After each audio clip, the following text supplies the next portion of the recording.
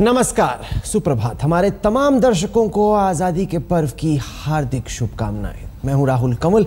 आज 69वां स्वतंत्रता दिवस है और सीधे आपको लिए चलते हैं लाल किले, जहां से ये ताज़ा तस्वीरें आ रही हैं। वित्त मंत्री अरुण जेटली, विदेश मंत्री सुषमा स्वराज, बीजेपी अध्यक्ष अमित शाह, तमाम नेता लाल किला पहुंच चुके हैं। अब से थोड़ी ही देर में प्रधानमंत्री नरेंद्र मोदी वहां पर आएंगे, ध्वजारोपण होगा, तिरंगा फहराया जाएगा।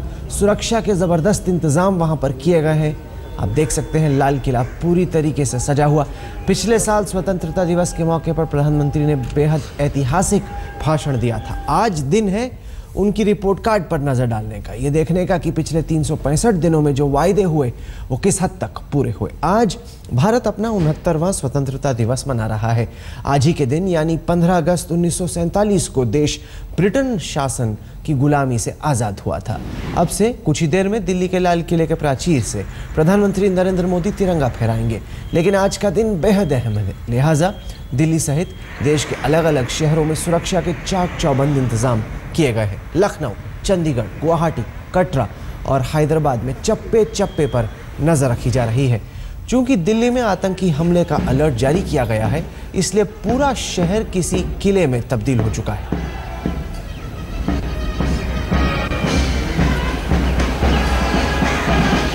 ताज़ा तस्वीरें आप देख रहे हैं। इस वक्त वहां पर मार्च चल रही है।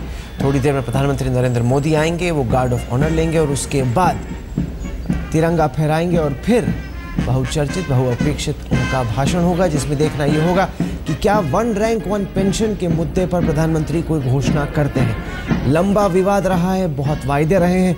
सबसे पहले रेवाड़ी में, हरियाणा में चुनाव से पहले प्रधानमंत्री नरेंद्र मोदी ने वायदा किया, सियाचिन की ऊंचाइयों पर जाके इस वायदे को दोहराया, फिर अपनी मन की बात रखी देश के सामने। हर दफा कहा कि वन रैंक वन पेंशन चंद दिनों में लागू किया जाएगा। तमाम सेनानियों की नज़र इस बात पर है कि क्या प्रधानमंत्री मोदी अपने वायदे को पूरा करते हैं कि नहीं।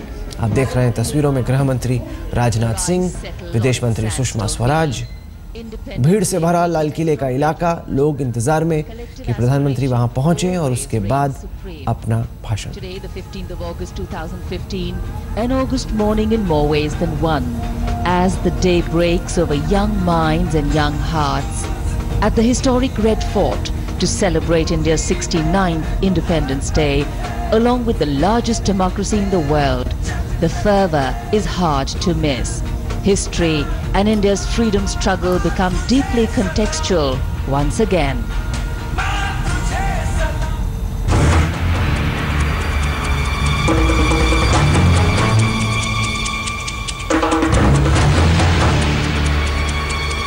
ब्रिटिश ईस्ट इंडिया कंपनी की दमनकारी नीतियों और भारतीय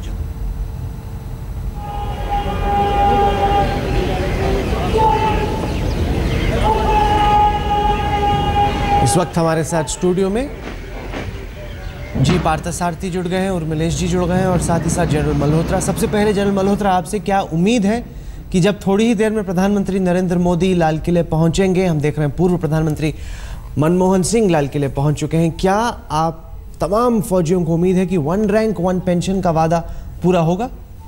आज ऐसा कोई अनाउंसमेंट नहीं होगा, मेरे हिसाब से तो नहीं होगा, बिकॉज ऐसा लगेगा कि सरकार प्रेशर में आके कुछ बयान दे रही है, तो ऐसा इमेज वो क्रिएट नहीं करना चाहेंगे। जब भी होगा इसके बाद होगा। One rank one pension government ने कहा है देगी, कब देगी, आज नहीं देगी। तमाम अतिथि हैं तस्वीरों में, साथ ही साथ आरएसएस के मोहन भागवत भी, कांग्रेस अध्यक्ष सोनिया गांधी को आप इन तस्वीरों में देख सकते हैं। पार्थसारथी साहब, आपकी क्या उम्मीद है?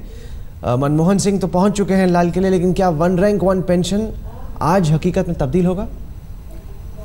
देखिए, मैं भी सेना में रह चुका हूं 1963 से लेकर 1968 तक। वन रैंक वन पेंशन ठीक है, अगर समस्या कुछ हफ्ते और चले कोई हर्ज नहीं, लेकिन जिस तरह कल अपमानित दिल्ली पुलिस ने हमारे सैनिकों को की, वो देश के लिए शर्म की बात है। क्या दिल्ली पुलिस याद नहीं करती है कि इनकी जो कमिश्नर थे कक्कर, वो मेरे साथ सेना में शामिल हुए? हम दोनों 65 के जंग में, वो लाहौर में, मैं सियालकोट में था। 1968 को हमने सेना छोड़ा। किन किन कुर्बानियाँ दी इन लोगों ने। अगर वो नेता जो वहाँ जुलूस कर रहे थे वो बीजेपी या कांग्रेस के होती है, इनमें हिम्मत होती है उस तरह की कार्रवाई करने के लिए? उर्मिलेश जी, और मैं समझता हूँ कि दिल्ली के पुलिस अधिकारियों को ये मानना चाहिए कि जो कार्रवाई उन्होंने किया देश के लिए अपमानित था। और कम से कम याद रखें कि उनके पुलिस कमिश्नर भी सेना में थे और उनकी भी हाल ये होती, उनको ये पेंशन नहीं मिलता जो अभी मिल रहा है, क्योंकि आईपीएस के अधिकारी थे। उर्मिलेश जी, गलत मैसेज गया आपको लगता है, और क्या आपको लगता है कि प्रधानमंत्री उसको रफू करने की आज कोशिश करें? देखिए, दोनों पूर्व सेनाधिकारी हैं और मैं इनकी बात से बिल्कुल सहमत हूँ। 1 रैंक 1 पेंशन जब भी देना हो, ये सरकार का प्रोविगेटिव है, वो तय करें कि कब देना है, कैसे देना है, प्रक्रिया क्या उसकी होगी। नहीं, पर अहम बात यह है कि हर दफा जब मंत्रियों से पूछा जाता है वो कहते हैं महीनों हफ्तों की बात नहीं है, कुछ दिनों की बात जब इतने वायदे हो गए तो पूरा भी हो जाना चाहिए। मैं रक्षा मंत्री का वक्तव्य देख रहा था, फिर इसके बाद सूचना प्रसारण राज्य मंत्री का मैं वक्तव्य देख रहा था। उन दोनों में भी यही लग रहा था कि तो बस कुछ दिन की बात है। लेकिन सवाल इस बात का है कि जो कल घटना घटी है जिसका जिक्र पासाथी साहब कर रहे हैं, वो वाकई शर्मनाक है, और वो भी स्वतंत्रता जो दिवस है उसके पूर्व संध्या पर। तो मुझे लगता है कि ये न केवल एक हमारे देश में सिविल राइट्स या नागरिक अधिकार, बल्कि जो लोग देश की एकता अखंडता के लिए लड़ते हैं, उसके लिए उसकी रक्षा में अपनी जान देते हैं, उनके साथ अगर हमारा ये व्यवहार है तो मानना पड़ेगा कि भारत में नागरिक अधिकारों को, एक अहम चीज, हम कुछ देर बची है प्रधानमंत्री के भाषण से पहले, हम अपने दर्शकों के सामने प्रधानमंत्री मोदी का रिपोर्ट कार्ड रखना चाहते हैं। 10 पैमाने हमने उठाए हैं, 10 बड़ी स्कीम प्रधानमंत्री मोदी की, और हम आपको बताएंगे एक एक करके वो स्कीम किस हद तक प्रधानमंत्री पूरी कर पाए। सबसे पहले अगर हम मेक इन इंडिया उठाते हैं तो लक्ष्य था कि भारत को एक मैन्युफैक्चरिंग हब बनाया जाए। हालांकि कुछ कंपनियों ने पैसा लगाने की बात की है, इसमें फॉक्सकॉन है, सोनी है, श्याओमी है, लेकिन बहुत हद तक ईज ऑफ बिजनेस यानी हिंदुस्तान में कारोबार करना आसान हो, ये जो वायदा था ये पूरा अब तक तो कम से कम नहीं हो पाया है। हालांकि ये ज़रूर है कि कुछ कंपनियों ने ये कहा है कि वो भारत में आके निवेश करना चाहते हैं। तो ये है मेक इन इंडिया की बात। अगला वादा उठाते हैं एलपीजी सब्सिडी छोड़ना, यानी कि जो लोग थोड़े अमीर हैं, जो कि खुशहाल हैं, उनसे उम्मीद की जा रही है कि वो लोग अपनी सब्सिडी छोड़ दें। अब तक कुल मिला के 13 लाख उपभोक्ताओं ने अपनी सब्सिडी छोड़ी है। ये दारोमदार हम सब पर है कि हम अपनी सब्सिडी छोड़ें और एलपीजी को बाजार के रेट पर खरीदें, लेकिन अब तक केवल 13 लाख कस्टमर्स ने अपनी सब्सिडी छोड़ने का ऐलान किया है। अगला वादा उठाते हैं, यह है कि गंगा साफ होगी। फिलहाल लक्ष्य है कि 2018 तक गंगा को पूरा साफ कर दिया जाए, निर्मल गंगा बनाया जाए गंगा के पानी को। उमा भारती कहती हैं कि पहला फेज अक्टूबर 2016 को खत्म होगा, तब तक उनका कहना है कि कोशिशें जारी हैं, फिलहाल दिखाने के लिए कुछ नहीं। हम स्किल इंडिया का कार्यक्रम उठाते हैं। स्किल इंडिया का मकसद है कि 2022 तक 40 करोड़ लोगों को स्किल दिया जाए, यानी ऐसी तकनीक दी जाए ताकि वो रोजगार कमा सकें। अब तक इस पर कुछ खास काम हुआ नहीं है, कोई आंकड़े हैं नहीं स्किल इंडिया के मंत्री के पास दिखाने के लिए। उर्मिलेश जी, कुल मिला के देखा जाए अब तक हमने 5 पैमाने दर्शकों के सामने रखे हैं। इस पर प्रधानमंत्री मोदी के पिछले 1 साल के रिपोर्ट कार्ड को आप कैसे आंकते हैं?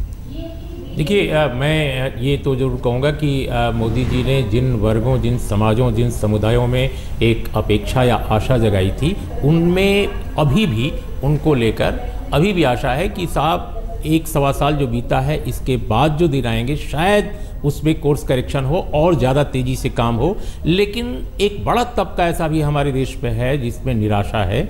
उनको ये लगता है कि 1-1.25 साल में जो कुछ चीज़ें बीज के रूप में मौजूद हैं गवर्नेंस में, जो चीज़ें गवर्नेंस के विज़न में मौजूद हैं, वो शायद देश के लिए, गवर्नेंस के लिए और सरकार के लिए भी और उनकी पार्टी के लिए भी शायद बहुत फायदेमंद नहीं है। नलिनी जी हमारे साथ जुड़ गई। आपको लग रहा है कि जो विजन प्रधानमंत्री ने पिछले साल रखा था उसको पूरे हद तक वो हकीकत में तब्दील नहीं कर पाए? अब तक भी रिपोर्ट कार्ड में कई ऐसे पैमाने हैं जहाँ पर ज़्यादा नंबर नहीं मिल रहे मोदी सरकार को। मुझे मानना पड़ेगा, पिछली बार जो उनका भाषण था विलक्षण भाषण था। वो ऐसा था जिसमें कभी आंख नम हो आए, कभी जोश इतना आए सुनते सुनते ही।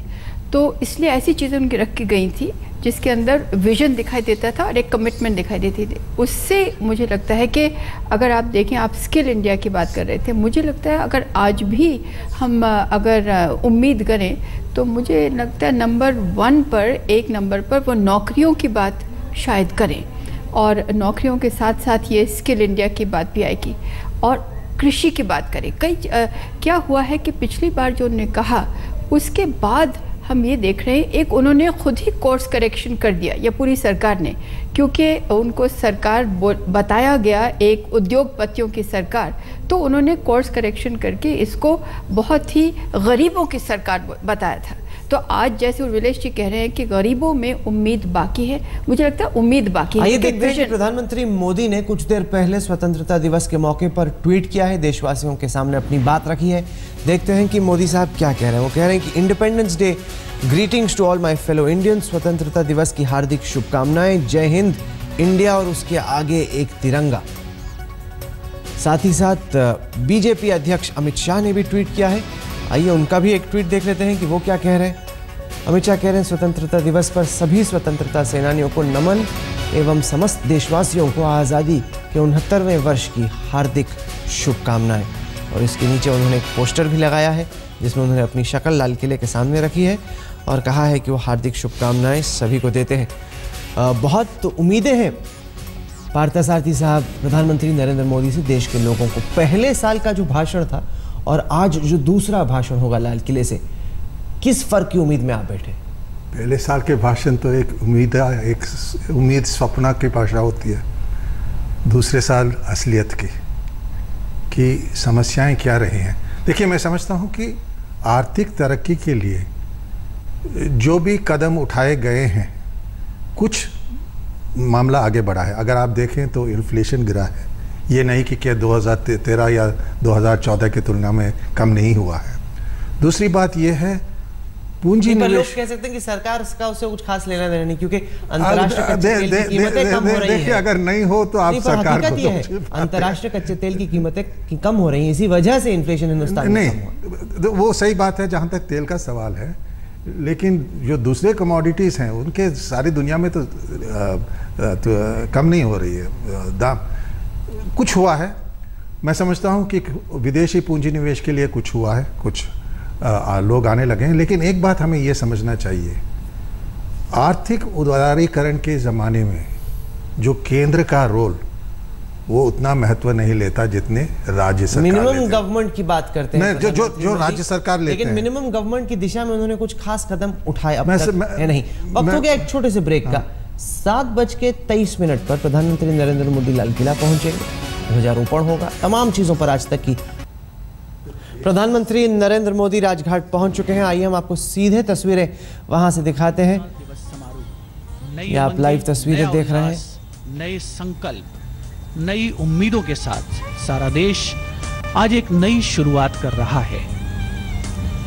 पिछले लगभग 1 वर्ष के दौरान बहुत सी ऐसी योजनाएं क्रियान्वयन की ओर अग्रसर हुई हैं जिन्होंने भारत को प्रगति के मार्ग पर प्रशस्त किया है।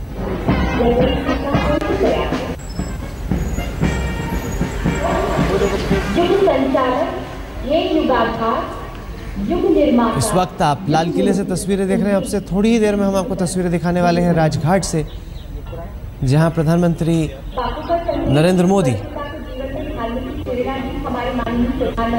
पहुंच चुके हैं। ये है वो तस्वीरें। एक बार फिर एक जबरदस्त पगड़ी।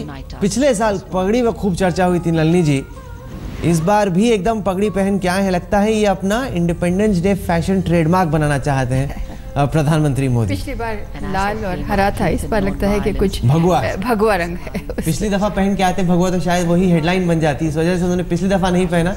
लेकिन जबरदस्त ये भगवा एक पगड़ी प्रधानमंत्री आज पहन के आए है। राजस्थान की है, ऐसा लगता है दूर से।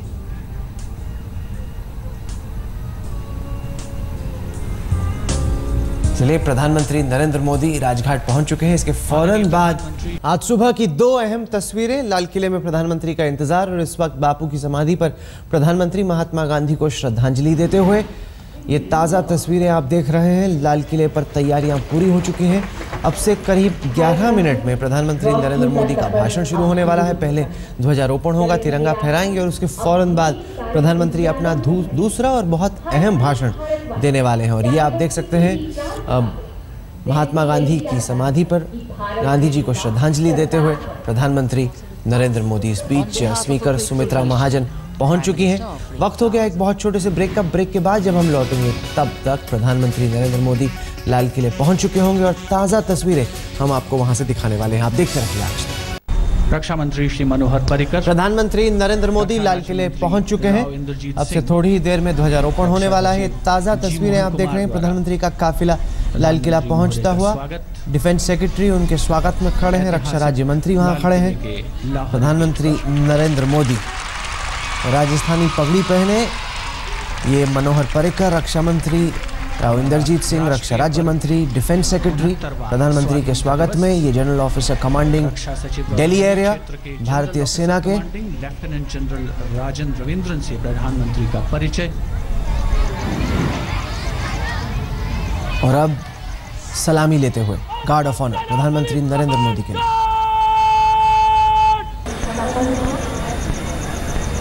हाल तौर तरीका किसी सेनानी से कम नहीं। अगर आप देखते हैं जब ये मार्च करते हैं, जनरल मल्होत्रा आप इत्तेफाक करते हैं इस बात से कि जब वॉक करते हैं, मार्च करते हैं तो लगता है कोई फौजी अफसर हो।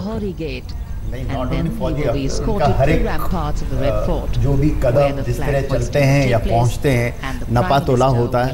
उन्हें मालूम है कि क्या करना है और मौका या ओकेजन क्या डिमांड करता है, उस डिमांड के हिसाब से ये करता है। और आप बिल्कुल ठीक कह रहे हैं कि इंडिपेंडेंस डे में वो फौजी से कम नहीं लग रहा है। और देखा भी जाए नलिनी जी तो पहले इस तरीके से पगड़ी पहनना, सहाफा पहनना ऐसे दिन पर जब आप इतने सारे लोगों के सामने हैं अनफैशनेबल माना जाता था। अब चूंकि प्रधानमंत्री कर रहे हैं तो लोगों को भी इस तरह की चीज़ें जो हमारी संस्कृति का हिस्सा रही हैं उनको दोबारा अपनाने में लगता है कि अगर मोदी कर सकते हैं तो हम क्यों नहीं। बिल्कुल, मुझे लगता है कि जो संस्कृत की जो आपने बात की, देश बार बार वो ये वापस आपको लौटाते हैं कि आज के युग में, आज की 21वीं शताब्दी में भी आपको पूरा कनेक्टेड रहना है विश्व भर से, लेकिन आप हैं भारतीय, आपकी जड़ें यहीं पर हैं। और ये है हमारा 130 करोड़ का देश, और इसके देश के जो रेफरेंस पॉइंट है उनका वो देश ही है। और ये अहम बात भी है, अच्छा संदेश भी इससे जाता है। उर्मिलेश जी, और आप चुस्त दुरुस्त से देख रहे हैं। हमारे स्वाधीनता आंदोलन में चूंकि टोपी एक प्रतीक बन गया था फ्रीडम फाइटर्स का, तो लंबे समय तक वो टोपी चलती रही। बाद में जब बहुत सारे लोगों ने टोपी भी उतार दी, लेकिन इन्होंने पगड़ी को धारण किया है। तो निश्चित रूप से एक खास सोच इसके पीछे क्या सोच हो सकती है? देखिए बहुत सारे आप देखें आजकल शादियों में, पहले आप देखेंगे अगर आप 15-20 साल पहले, 25 साल पहले, तो लोअर मिडिल क्लास की शादियों में पगड़ी लोग बांध कर नहीं आते थे। लेकिन हमारे टीवी सीरियल्स में आप देखेंगे कि जब भी कोई शादी होती है तो शादी में पहनना एक चीज है, लाल किले पहन के पहुंचना एक और चीज। मैं वही बता रहा हूँ कि जो एक ट्रेंड आया है, तो ये इस तरह की चीज़ों को, जो पुरानी चीज़ें हैं उनको आज के मॉडर्न, आज की आधुनिकता से जोड़ दिया गया है। और मैं इसको रिवाइवलिज्म नहीं कहूँगा, मैं इसको पुनरुत्थानवाद नहीं कहूँगा, लेकिन मैं ये कहूँगा कि पुराने प्रतीकों को नए ढंग से पेश करने की एक अदा मुझे लगता है कि आज हमारे समाज में आई है। और उसको मोदी साहब बहुत खूबसूरती के साथ, क्योंकि एक मैं इनको मानता हूँ कि भाई सियासी तौर पर अगर देखा जाए तो ये बेहतरीन ढंग से अपने को सजाते हैं, अपने को पेश करते हैं। और ये कोई अच्छी बात, अब बुरी बात नहीं है, ये बहुत अच्छी बात है। कलात्मक ढंग से अपने को पेश करना, आप चाहे जिस पद पर हो, कोई बुरी बात नहीं है, बहुत अच्छी बात है। तो इसलिए एक नया ट्रेंड आपको दिखता है। लिफ्ट नहीं ली, लगता है कि अपने आप चुस्ती से चढ़े हैं। ये भी एक अहम मैसेज पार्था सारथी साहब, फिजिकल स्ट्रेंथ का, कि योगा करते हैं, फिट हैं। और देश, क्योंकि अमेरिका में खासतौर से ज्यादा माना जाता है कि प्रधानमंत्री या वहां के राष्ट्रपति की सेहत देश की सेहत का प्रतीक है। प्रधानमंत्री मोदी भी लिफ्ट न लेते हुए, वॉक करते हुए, मार्च करते हुए एकदम फौजी की तरह ये संदेश देना चाहते हैं कि उनकी फिटनेस और देश की फिटनेस दोनों मजबूत है। देखिए, आपने संस्कृति के पहले जिक्र किए थे। हर एक संस्कृति में एक निरंतरता होता है, परिवर्तन भी होता है। आधुनिकता के साथ परिवर्तन भी आता है, तो इसका संतुलन रखना ये बहुत ही महत्वपूर्ण है। अब मैं समझता हूँ वो संतुलन ही अच्छी तरह रखते हैं। दूसरी बात आपने कही फिटनेस के लिए, फिटनेस के बारे में देखिए, योगा जो है आजकल सारी दुनिया में लोग योगा का इस्तेमाल करते हैं, लेकिन ये कोई नहीं पहचानते कि ये भारत का एक योगदान है दुनिया के लिए। प्रधानमंत्री ने दुनिया में खास तौर पर जिस तरह से योगा दिवस मनाया गया,